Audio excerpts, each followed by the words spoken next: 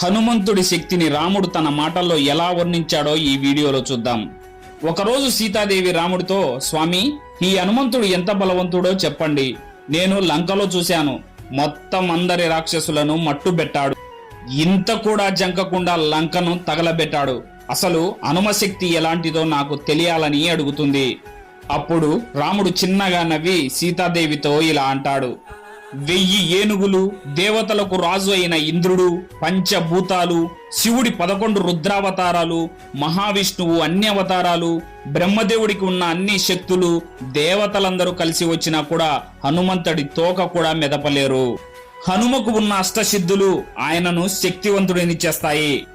హనుమంతుడి అష్టసిద్ధులలో మొదటిది అనిమ. ఈ శక్తితో హనుమ చాలా చిన్నగా మారగలడు. రెండవది మహిమ. ఈ శక్తితో హనుమ తన శరీరాన్ని పెద్దగా మార్చుకోగలడు. మూడవది గరిమ.